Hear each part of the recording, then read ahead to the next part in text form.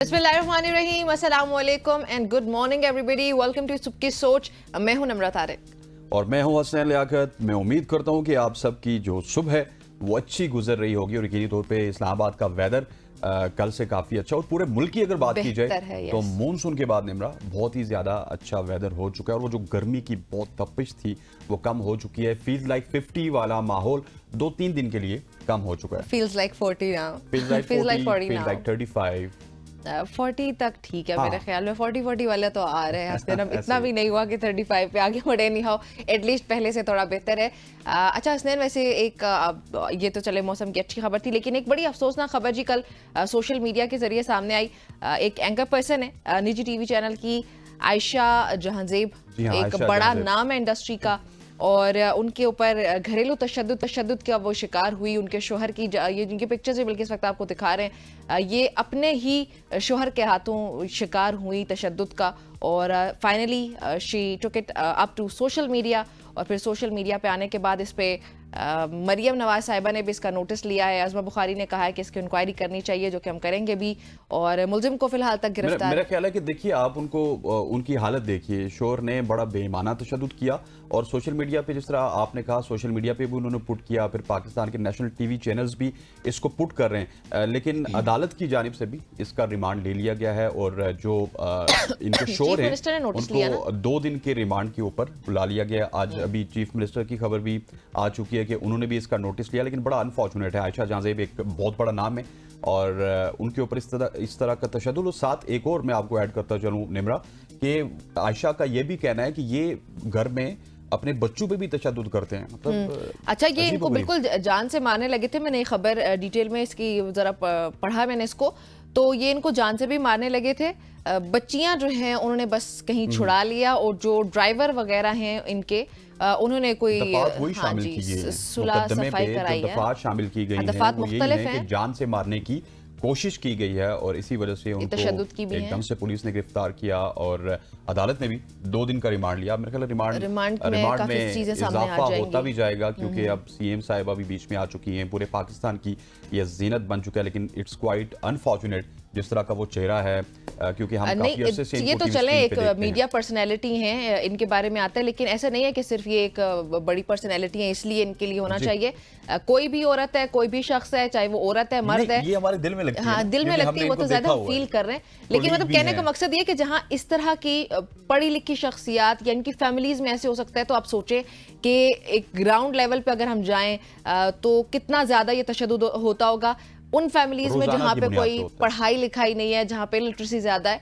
सो यहाँ पे ये स्टोरी शेयर करने का मकसद ये है कि ख्वातीन को तशद्दुद का निशाना बनाना ना ही हमारे मुआशरती अक़दार में शामिल है, ना ही हमारे तहजीबी तमद्दुन, किसी एतबार से अगर आप इसको देखें तो ये हमारा हिस्सा ही नहीं है, हमारे शऊर का, हमारी रिवायात का। और फिर दीन की अगर बात आ जाए तो दीन क्या कहता है ख्वातीन के तकद्दुस के हवाले से, ख्वातीन के एहतराम और इज्जत के हवाले से।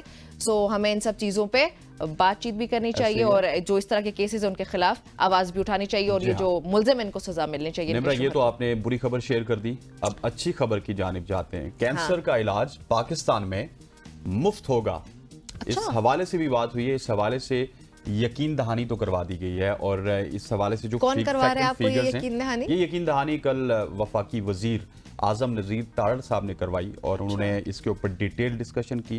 फिर उन्होंने ये भी बताया कि ऑलरेडी जो पिम्स हॉस्पिटल है बिल्कुल हमारे पड़ोस में, वहाँ पे 350 के करीब लोग हॉस्पिटल में जेर इलाज हैं।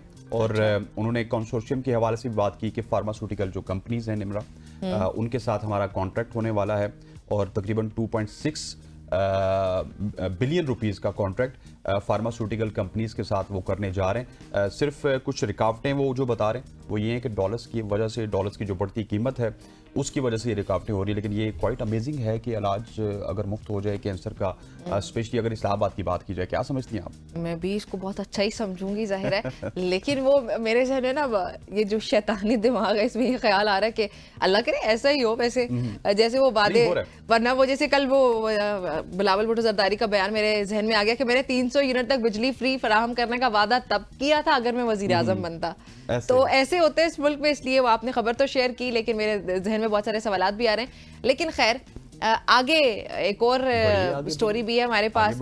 आपको स्मगलिंग के तरीकों का पता है, मुख्तलिफ तरह से स्मगलिंग की जाती है। स्मगलर लग रहा नहीं, मैंने बिल्कुल नहीं कहा, लेकिन मतलब तरीके सुनने को मिलते हैं। ठीक है आपने निमरा, बहुत सारे तरीके हैं। लोग तो यहाँ पे अपना पेट काट के गुर्दे के अंदर कोई ना कोई चीज स्मगल कर लेते होते हैं। फिर इसी तरह मैं आपको पिछले दिनों की एक मिसाल देता हूँ कि एक ट्रक पे एक पत्थर रखा हुआ है और वो पत्थर बड़े खूबसूरत होते हैं, बड़े बड़े पत्थर होते हैं, और एक पत्थर के साथ ही उसी पत्थर को बना के उसके अंदर दयार की लकड़ी स्मगल की जा रही थी। ये पिछले दिनों पकड़ी गई है। जी बिल्कुल ऐसे। ये तो मुख्तलिफ तरीके से स्मगलिंग की जा सकती है और हर अंदाज मुनफरिद होता है। अब चीन के एयरपोर्ट पे भी एक सोचें आपके, एक बड़े मुनफरिद अंदाज से ये जो है वो कस्टम हुकाम ने एक मुसाफिर को अपनी पैंट्स के अंदर 100 से ज्यादा सांप जो है वो स्मगल करते देखे। आप सोच सकते हैं कभी कि सांप 100 से ज्यादा सांप स्मगल हो रहे हैं। जी ये बड़ी ऑड किस्म की खबर है। खैर, चीनी मीडिया के मुताबिक, AFP की रिपोर्ट के मुताबिक, चीन के कस्टम हुकाम ने ये बताया कि नामालूम मुसाफिर को कस्टम अफसरान ने उस वक्त रोका जब वो हांगकांग से निकलकर सरहदी शहर जाने की कोशिश कर रहा था। तो कस्टम हुकाम की जानिब से मुआयना किया गया और फिर ये बात सामने आई कि मुसाफिर ने जो पैंट्स पहन रखी हैं उनकी जेब, पतलून में अगर इसको कहा जाए पतलून, यस ओके, पतलून जो पहन रखी है उसकी पॉकेट्स में, जेबों में, पॉकेट्स नहीं जेबें, है ना, उसकी पॉकेट्स में कैनवस के 6 बैग्स चिपकाए गए थे और हर बैग में निमरा डिफरेंट अकसाम के, डिफरेंट साइज के, डिफरेंट नोयत के सांप मौजूद थे। और टेप के जरिए हमने तो ये बता दिया ना कि 100 सांप है। ये हमने वो क्या किया कि राउंड ऑफ कर दिया। चीनी हुकाम क्योंकि हमसे ज्यादा प्रोफेशनल है तो उन्होंने कहा कि एग्जैक्टली जो उनकी तादाद थी वो 104। हाँ, वो इसलिए मैंने 100 से ज्यादा बोला। मैंने भी यही कहा। हाँ, 100 से ज्यादा बोला तो वो फिर राउंड ऑफ करके बोल रहे ना। तो जब वो उसकी पॉकेट से वो जब बैग निकाले तो हर बैग में मुख्तलिफ साइज और अक़साम के सांप निकले। तो इस तरह भी स्मगलिंग हुई है। अब करनी नहीं है, प्लीज करनी नहीं है आप लोगों ने बताने का। लेकिन इट्स क्वाइट अमेजिंग कि एक शख्स ने अपनी पॉकेट में 100 सांप छुपाए हुए, 100 सांप छुपाए हुए थे। और फिर ये भी अमेजिंग है कि कस्टम हुकाम ने कैसे उसको पकड़ लिया। पाकिस्तान होता तो पता नहीं क्या होता। अच्छा जी निमरा, आप ये बताइए कि पाकिस्तान में तो बहुत जगहों पे, अब थोड़ा सा अगली स्टोरी के हवाले से बात करते हैं कि डाकू भी आ जाते हैं, चोर भी आ जाते हैं। लेकिन एक बुरे वाला कच्चे का वाकया नहीं बता रहा मैं आपको, मैं आपको बुरे वाला का वाकया बता रहा हूँ। जिस शहर से वकार यूनुस का ताल्लुक है, उनको बुरे वाला एक्सप्रेस कहा जाता था। वहां पे 6 डाकू ने 15 मिलियन रुपए की नकदी और सोने के जेवरात लूट लिए। और ये 6 डाकू जो तफसीलात के मुताबिक तकरीबन 1 घंटे तक ये कार्रवाई करते रहे। बंदूक की नोक पे पूरे खानदान को उन्होंने वहां पे यरगमाल बनाया। और जो ये नकदी की सूरत में भी कुछ पैसे उन्होंने लिए, फिर सोना भी बहुत ज्यादा उन्होंने लिया। और ये तमाम तर चीजें हुई हैं बुरे वाला के शहर में, जहां पे 3 मिलियन रुपए एक आम शहरी के घर पे घुसे और 3 मिलियन रुपए नगद हैं और बाकी की जितनी भी अमाउंट है तकरीबन 15 मिलियन है, तो 12 मिलियन का सोना। और ये जो साहब हैं जिनके घर में हुआ, ट्रैक्टर का शोरूम था इनका। अच्छा, वो भी बाकायदा वो रिसर्च करके गए। जैसे हमारी टीम हमारे प्रोग्राम के लिए रिसर्च करती है, वैसे ये डाकुओं का भी एक रिसर्चर होगा। उसने रिसर्च किया होगा, भाई इस जगह पे हाथ डालना है, यहाँ से बहुत सारा मवाद निकल आएगा। बिलाल के लिए काफी काम है आगे। बिलाल के लिए हमारे जो रिसर्चर है उनके लिए काफी काम खुल गया। बिलाल प्लीज रिसर्च कीजिएगा कि कहाँ पे जो है वो ज्यादा इंफॉर्मेशन मिल सकती है, कौन सी वेबसाइट पे। हमें तो ये चीज चाहिए होती है ना। अच्छा जी, सो आपने इसी से याद आया रिसर्च से, यूनिवर्सिटी के ज़माने में बड़ी हम रिसर्च किया करते थे हसनैन, और रिसर्च कर करके हमें टीचर्स असाइन कर दिया करते थे कि प्रेजेंटेशन बना कर लाओ। किस पे बनाया करते थे आप प्रेजेंटेशन? वैसे तो मैंने सब टॉपिक्स पे बनाई, लेकिन जिस दिन प्रेजेंटेशन नहीं बनाते को सॉफ्टवेयर कौन सा यूज करते थे? सॉफ्टवेयर पावर पॉइंट पे बनाते थे। अब मैं तो दुआ कर रही हूँ कि काश 2024 में मेरी यूनिवर्सिटी होती।